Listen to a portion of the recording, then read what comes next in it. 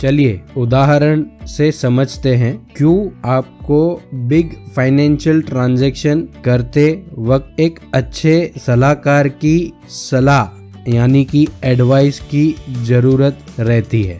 यहाँ पे एक एग्जाम्पल है मिस्टर दीपक, काफी मेहनती और ईमानदार करदाता जो हर साल नियमित रूप से अपना ITR फाइल करते हैं। मिस्टर दीपक अपने एरिया में एक प्रॉपर्टी खरीदने का प्लान करते हैं। जैसे ही प्रॉपर्टी फाइनलाइज करते हैं वह उसका एग्रीमेंट साइन करने के लिए वह प्रॉपर्टी ओनर के साथ मीटिंग करते हैं। प्रॉपर्टी ओनर मिस्टर दीपक को सुझाव देता है, वैसे तो प्रॉपर्टी की सरकारी मूल्य यानी कि रेडी रेकनर रेट 50 लाख है, लेकिन हालांकि मुझे बहुत तकलीफ है और मुझे अर्जेंट पैसे चाहिए, आप केवल 35 लाख रुपीस मुझे दे देना। हम 50 लाख के ऊपर स्टैम्प ड्यूटी भर देंगे ताकि कोई दिक्कत ना रहे। कई बार ऐसे केस में यह भी डिसाइड होता है मार्केट वैल्यू यानी कि रेडी रेकनर रेट यानी कि सरकारी मूल्य 50 लाख है, लेकिन हम एग्रीमेंट वैल्यू 35 लाख बना देते हैं। बाकी की शायद कैश भी डीलिंग हो सकती है या तो शायद ना भी हो, और मकान मालिक एश्योरेंस देता है जब तक कि आप रेडी रेकनर रेट के ऊपर स्टैम्प ड्यूटी भरते हो आपको कोई टेंशन लेने की जरूरत नहीं है। मिस्टर दीपक कंफ्यूज हो जाते हैं। हालांकि वह अपने फ्रेंड्स, अपने कलीग से पूछते हैं कि क्या ये सौदा ठीक रहेगा। वह अपने रियल एस्टेट लॉयर की भी सलाह लेते हैं। मैक्सिमम टाइम पे जवाब यही आता है कि जी ठीक है, अगर आप stamp duty ready reckoner rate पे भर रहे हैं और एग्रीमेंट वैल्यू कम रख रहे हैं तो कोई दिक्कत नहीं है। Friends, please be honest and give me answer, is this deal is okay? दोस्तों, सच सच बताना, क्या आपके हिसाब से यह डील ठीक रहेगा? Maximum time I receive an answer as yes. ज्यादातर टाइम दोस्तों जवाब हाँ में ही मिलता है, बट देयर इज कैच। रुकिए दोस्तों, इसमें एक प्रॉब्लम है। चलिए देखते हैं क्या है। हम एक रियल केस स्टडी करेंगे। जी हाँ, मैंने यहाँ पे केवल नाम चेंज किया हुआ है, लेकिन यह एक रियल केस स्टडी है। श्रीमान दीपक ने 50 लाख रुपीस यानी 50 लाख रुपए से घर रेडी रेकनर रेट यानी के गवर्नमेंट वैल्यूएशन के हिसाब से खरीदा, लेकिन उन्होंने एग्रीमेंट के अंदर वैल्यू फॉर कंसीडरेशन 35 लाख लिखा। 35 लाख रुपए उन्होंने हाउस के लिए फाइनल किए। हालांकि उन्होंने स्टैम्प ड्यूटी 50 लाख पे भरी, गवर्नमेंट का टैक्स भर दिया, लेकिन ओनर को, ट्रांसफरर को उन्होंने 35 लाख दी। मिस्टर दीपक बहुत खुश थे क्योंकि आज उनके पास माँ भी है और घर भी है। तकरीबन 1.5 साल बाद इनकम टैक्स डिपार्टमेंट में से उनको नोटिस मिलता है उनकी यह ट्रांजैक्शन लायबल फॉर टैक्स है अंडर सेक्शन 56(2)(10।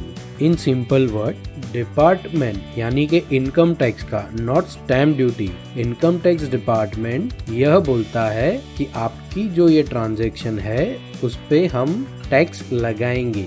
आइए समझते हैं सेक्शन 56(2)(10 क्या कहता है। यदि कोई खरीदार सर्कल रेट यानी कि गवर्नमेंट रेडी रेकनर से कम कीमत पर संपत्ति खरीदता है और सर्कल रेट और एग्रीमेंट वैल्यू जो कि कंसीडरेशन के लिए तय किया है, यदि उसका डिफरेंस 50,000 रुपए से ज्यादा है तो वह परचेजर यानी कि खरीदार की आय में जोड़ दिया जाएगा। जी हाँ, आपने सही सुना, जो डिफरेंस है वह इनकम गिनी जाएगी परचेजर की। हमारे केस में मिस्टर दीपक की इनकम को 15 लाख रुपए से बढ़ा दिया जाएगा, जिसके सामने उनको कोई भी डिडक्शन नहीं मिलेगा। अब सवाल ये नहीं कि ऐसा लॉ क्यों है, सवाल ये है मिस्टर दीपक के साथ ऐसा क्यों हुआ।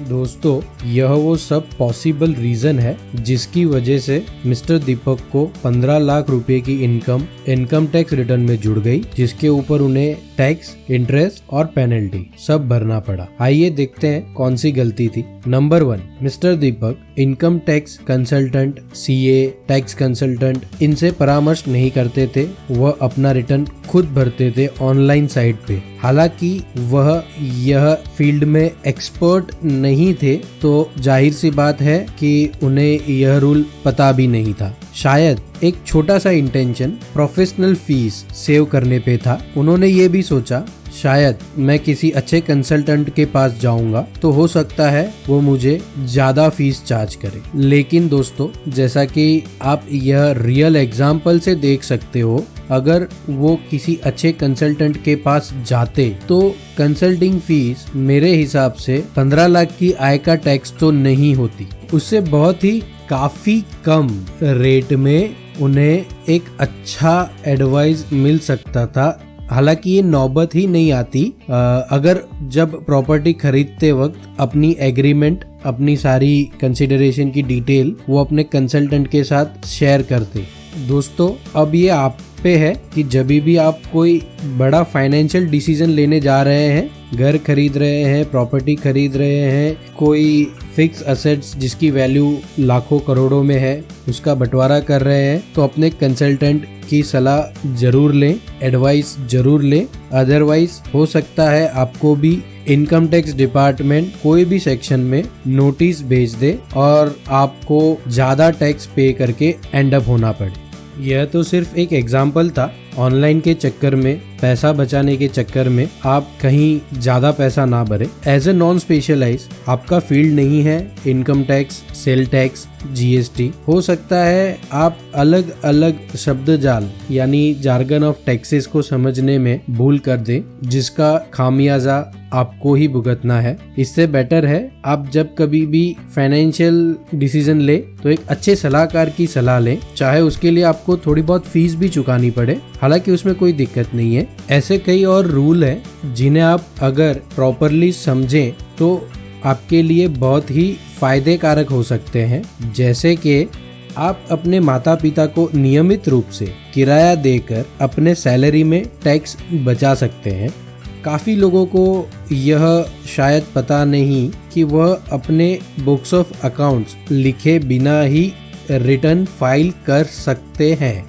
हालांकि कुछ टर्म्स एंड कंडीशन है, लेकिन यह समझने के लिए आपको एक फाइनेंशियल कंसल्टेंट की ही ज़रूरत रहेगी। आप हमेशा अपने लॉन्ग टर्म और शॉर्ट टर्म गेन्स के बीच खेल सकते हो। जैसे कि आप सबको मालूम है, अब लॉन्ग टर्म गेन शेयर्स के ऊपर जो है वह टैक्सेबल है, तो एक अच्छी सी प्लानिंग हर साल आपको 30% तक सेव करवा सकती है। जी हाँ दोस्तों, आप एक फैमिली बिजनेस बना के पार्टनरशिप, एलएलपी जैसे माध्यम से 1 करोड़ रुपए का टर्नओवर 0 टैक्स में फाइल कर सकते हैं। दोस्तों, अंत में आपसे एक कॉन्सेप्ट शेयर करना चाहूंगा। रॉबर्ट टी कियोसाकी, जो कि फेमस ऑथर है rich dad and poor dad के, उन्होंने अपनी बुक में यह लिखा है, रिच पीपल नेवर पे द टैक्सेस, यानी कि अमीर लोग कभी टैक्स नहीं देते। शायद सही लिखा है उन्होंने। आशा है दोस्तों यह वीडियो आपको बहुत ही यूजफुल रहा होगा। ऐसे ही वीडियो की अपडेट्स के लिए हमारा चैनल सब्सक्राइब करें और वीडियो को लाइक करें, ताकि आपका ढेर सारा टैक्स यूं ही बचता रहे। Thank you.